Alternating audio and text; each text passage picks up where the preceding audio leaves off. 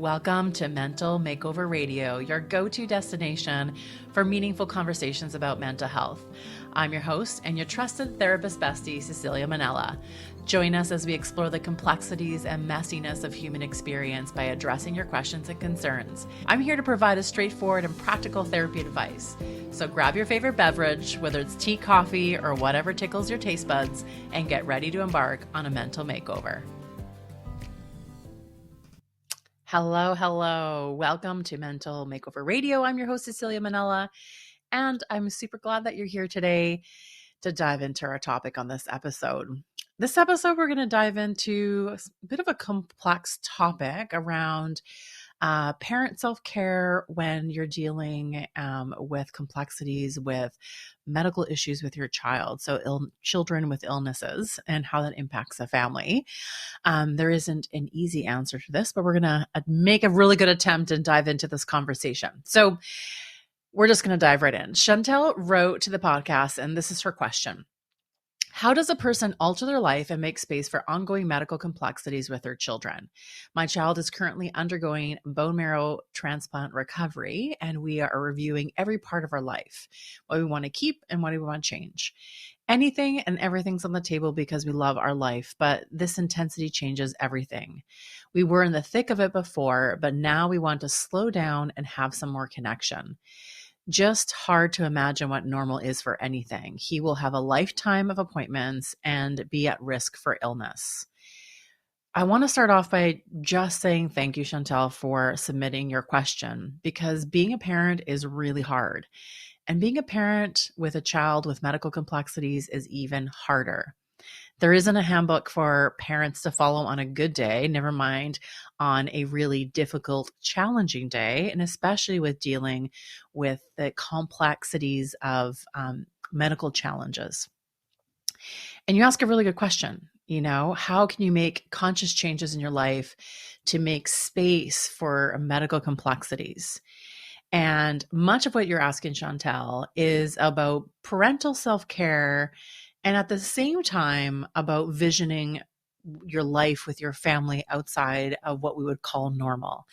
And I say that in quotation marks because what actually is normal? And I don't really think we have one standard answer of what normal actually really is. But it's something to think about. Like, what do you believe to be normal in this current moment in time?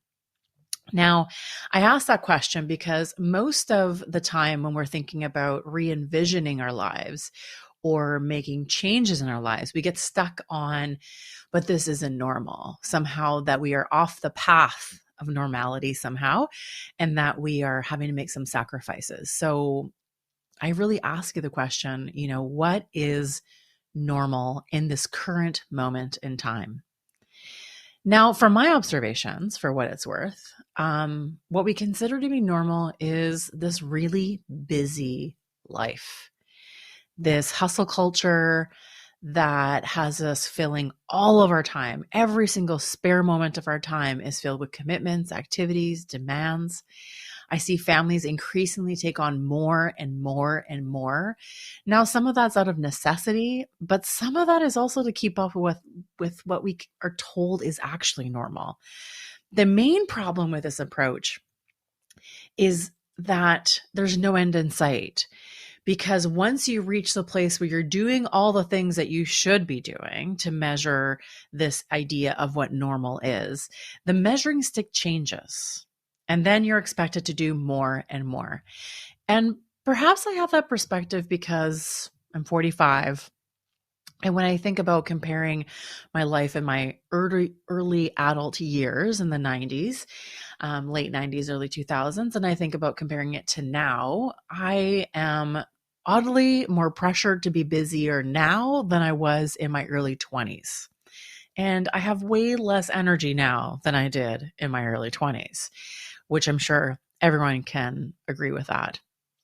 And I wonder why it is that we are so bombarded with filling every second of our time, that we always have to be productive, that every single minute of every single day needs to be accounted for. And in that, we forget that we're actually not built for hustle culture at all. it's actually against our human design. Can we do it? Like, can we engage in this constant moving target of hustle and doing more? Yes, absolutely we can. We've proven that we can do it. And all you have to do is look around and you can see that everybody's doing it. Everybody's engaging it. But the more dire question is, are we well as we do it? And I'd say no. Because what I see is that we are in a global mental health crisis. We are the most medicated and unwell we've ever been. Now, some of that can be argued that, yes, we have more access to medication, we have more access to mental health services. So there is a bit of an influx for sure that accounts for our normalization around accessing mental health services. But it can't account for everything. So it's important that we ask ourselves, why is this? Why are we so unwell? Why are we so unhappy when we have access to so much? And I think it's because we pay the price for hustling and just driving and pushing through and working so hard to get all the things and get all the toys. And yet we have zero time to enjoy it. Zero time. So the one thing that has a power to take you off this hustle and accumulation path, if you want to call it that, is grief and loss. Now, we can be on this path of trying to do more, and hustle harder and harder and harder and accumulate more and more. And the one thing that has the ultimate power to take you off that path is some grief and loss. Now, that can be grief over the death of someone that you love, or grieving of not having that normal life, again, in quotation marks.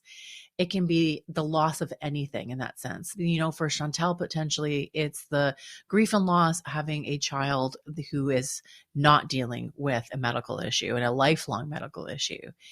And the thing that takes us off the normal path is the one thing that makes us question what normal actually is. It's a bit of a interesting conundrum that we're in. And it's grief makes you question whether your life continues to serve you or not. The gift of grief is a questioning of life and how to live life with joy and connection, because you experience the reality that life is limited. You've experienced the reality of a loss and that we're not guaranteed an easy path. And the only thing that is guaranteed is grief and loss, because the other part of that is the only thing that's guaranteed that we're built for is love. And love and grief are different sides of the same coin. So if we're built for love and we're built for connection, we're also built for grief. And we are under this illusion of this straight path. And that's what we call normal. And in reality, grief has the ability to take us off that path and make us question a whole bunch of things. So one way to navigate some grief and loss is to create a new path that aligns with your values, with your dreams, your desires, and your wants and needs in life. And when I reflect on Chantel's questions about how to make space and how to make some changes, what I hear is some grief and loss over her hopes and dreams for her child, perhaps when they were planning him, or perhaps when he was in utero, or perhaps at birth, the trajectory that we imagine that we're going to have, the life you thought your son was going to have, and now the reality that life is going to be different. There's grief and loss in that. And adjusting your family life and what that's going to look like is making space for some grief and allowing it to realign you. So a few things that, Chantel, I want you to think about, and anyone else who's in a position of having to make some life adjustments or just wanting to make some life adjustments, is I want you to take an honest assessment of what you want. And I reuse the word honest because it moves us out of doing an assessment and answering some of these questions from a place of what you think you should say or what we've been socialized to lean towards to say. So an honest assessment is about connecting to your heart or to your center or to your soul, whatever you want to call it, and ask, what is it that brings me joy and contentment in life? And then, why is it that brings me joy and contentment? It's a simple questions, but they're definitely a little harder to answer because you have to push through What brings me joy is my cup of coffee in the morning, or I live in a beautiful house. Like, it has to be a little bit more than that. It has to go to a heart center, because this allows you the opportunity to dig into your heart and to move away from what we're all socialized to want. We're all socialized to believe that we want this beautiful house and this white picket fence and this yard and 2 cars and some toys in the driveway and toys inside the house and, all kinds of things that we're involved in, or accumulation of things, or the kids are all types of activities and big birthday parties and major big Christmas presents. I mean, and the list goes on and on and on. I mean, all you have to do is, watch a commercial or see some social media ads, and what we're told that we're supposed to want and what's actually normal. But you need to ask yourself, is this truly what your heart desires? And I'm willing to bet that it isn't. I'm guessing that there's something much deeper in your heart, that your heart knows what it needs for joy and contentment. And that it takes a moment of silence, of reflection, to really connect with that. And this is an honest assessment. And I can tell you from experience that I know for me, when my husband died suddenly 7 years ago, I had the house, I had the yard, I had the cars, we had some toys, we had some of the things that we're told we're supposed to accumulate. We had goals of, income and, trying to 10x our lifestyle in many ways. But, when he died, it just didn't matter, because it wasn't the source of joy for me. What I learned in grief, it was the people in my life that helped me create joy, that it was in connection that there was joy. And grief reminded me that connection is what really mattered to me. And this really allowed me to simplify my life. But that only comes with an honest assessment about your life. And then the second thing I want to say, Chantel, and to everybody else, is allow yourself to dream big. And I don't mean dream big as in, make $1 million and, follow all the side hustle propaganda that's out there right now. I mean, you can't even get on any social channel or anywhere without being bombarded with some ways that you're going to make $1 million in 30 days.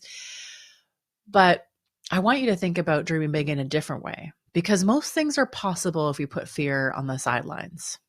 I mean, fear will tell you that what you want is impossible. And fear will give you a million reasons why it's not possible or why it won't work. And are you willing to gamble your joy on fear?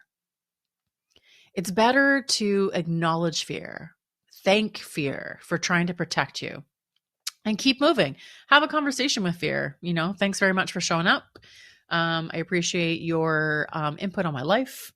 And I appreciate that you're trying to protect me, but it's not needed at this point. And in that, you can give yourself permission to dream big. And what does a simple life look like? How much space do you need to make for the medical complexities that your son is living with? What is actually essential and what's a bonus? I know it sounds really odd to say that you have to dream big to have a simple life, but it is. Because it's really countercultural. So it's going against the grain. And because we're told we should have this big, like busy life, and simplifying is actually going against the grain. And to want simplicity in the face of glorified busyness, that means you got to dream really big and you got to push through that fear. Now, you mentioned connection, Chantel, and I think that's a really important thing. And so the third thing I have is about building connection into your everyday life. And we often really complicate it, but connection doesn't have to be so complicated and doesn't have to involve so many steps, because connection is built in simple moments with other humans. We want to overcomplicate it, and we want to think we have to set time aside and we have to be really, really focused and have a plan and a goal. Again, we are built for connection. So we just have to get out of the way. And the reality is that we've lost so much connection since the pandemic. And an example I say all the time is that I used to love having random conversations with strangers, at the market or the grocery store or wherever I was. And that really went away. I mean, it's slowly coming back where people engage in conversation again, but it was really lost for many, many years. And I realized that in these small encounters, I felt connected to my community. And in that, I felt less alone. And it seems really silly that they're random, conversations, but in these little moments of connection, it actually helps you connect to a greater sense of self. It helps you connect to other people in your community. It helps you feel seen and heard. And that goes a really long way. So in the busyness of our lifestyle, we're so disconnected, which increases our feelings of anxiety or, feelings of depression and loneliness. And all problems grow in isolation and reduce in connection. So I really want you to think about that. Anything that you're struggling with will grow in isolation. And the solution to it is connection. So Chantel, you may find that it's sometimes hard to connect with people or feel like you can build a connection when you're dealing with something as heavy as medical complexities with your son. And you may find that not everyone's going to understand what your family is dealing with on a daily basis, never mind monthly or yearly basis. But in connected community, you may feel less alone and less isolated. So it is kind of reaching out and having those conversations, getting out of the busyness in our mind of just trying to get a task done and be present in that task and to have connection with people around you. You can also build connection with other people in your lives, but really what has to happen first is you need to let go of other people's opinions. And that's my tip number 4. Here's the thing. We all care about what other people think. This idea of like what, some of the messaging out there is, don't believe, don't care about anyone else's opinion, or I just want to live like in that space of not giving a shit about what anyone else says.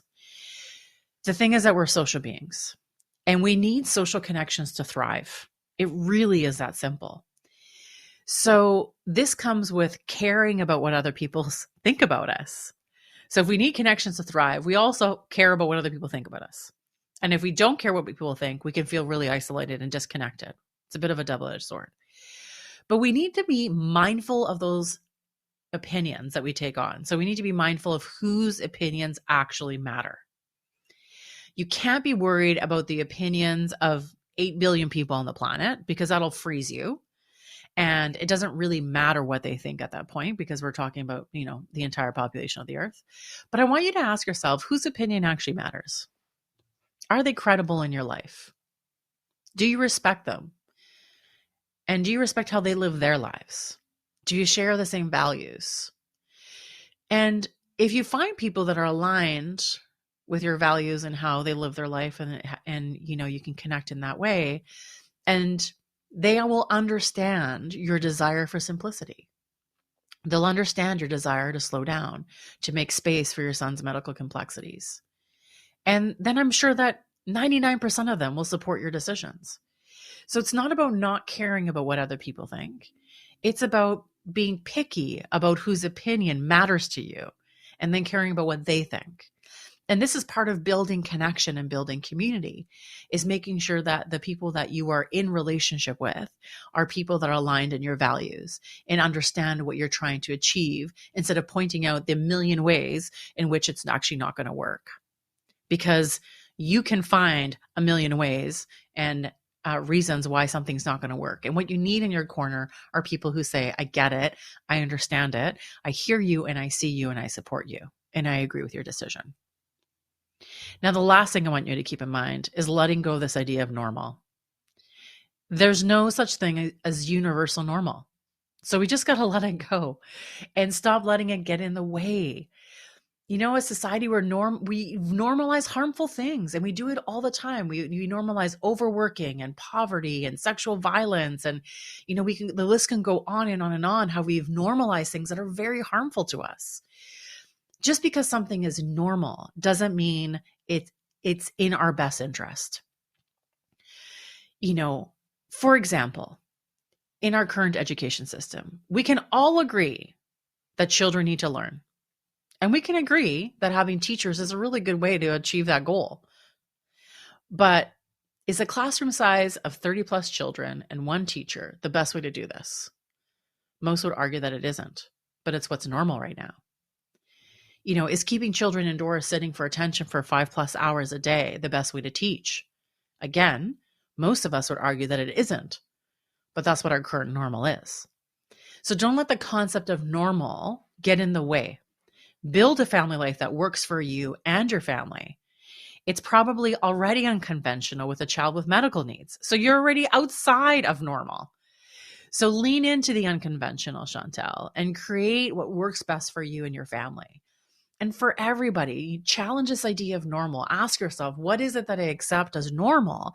And is it actually working for me? Is it in my best interest? Or can I lean into something that's a little bit more unconventional and create some joy and connecting in my life? I know that not everyone's going to understand decisions around slowing down and prioritizing connection. But here's the thing. You don't need anyone else to understand that. You can ask them to respect your choices and tell them how they can show up in your life to support you. I find that, we often assume that other people know what we need, and we don't tell them what we need. And we just make this assumption that they should know what we need from them. But here's a little secret. They actually don't. They have absolutely zero clue what you need from them. And, even as a therapist, I make this mistake all the time, assuming that other people know what I need. But I don't even know half the time what I need. So we have to tell people how we want to be supported. And we need to make that communication really clear. So Chantel, and to all the other parents listening, and anyone else who's looking to change their life, trust your gut and trust your intuition. We're all doing the best that we can with what we have. And don't let anyone else tell you differently. If you want to simplify things, work your way into simplifying your life and being able to challenge what's normal and ask yourself, what would make my life well? What is a well-lived life for me? Outside of the confines of what we define as normal or what's expected of us, or seeking other people's opinions or wanting their approval, outside of all those things, what is a well-lived life for you? And I can guarantee you your answer is not going to be busyness, hustle, achieving all these things, or getting all these toys that in your heart of hearts, you know that that's actually not the answer. And the answer is most likely being able to enjoy the moment, being able to be connected to people, to having good, healthy relationships where you feel seen and heard and loved, and where you can show up and love other people. And that's what's really important. Everything else is just white noise. So Chantel, thank you so much for submitting your question to the podcast. I know that other parents will resonate with your struggle to embrace and cultivate simplicity in a society that really promotes busyness, and that it can be really overwhelming. And I know that people will benefit from hearing your story and diving into some ways to simplify their life. I hope you found today's episode helpful and take away, just a few small nuggets that you can implement into your own life. If you like this podcast, I'd love if you could subscribe on your platform. And I would love to have you featured on the podcast. If you want to submit your question, it's really, really simple. All you have to do is fill out the form in our show notes, and your question will be featured on the podcast. Until next time, be bold, be brave, be well.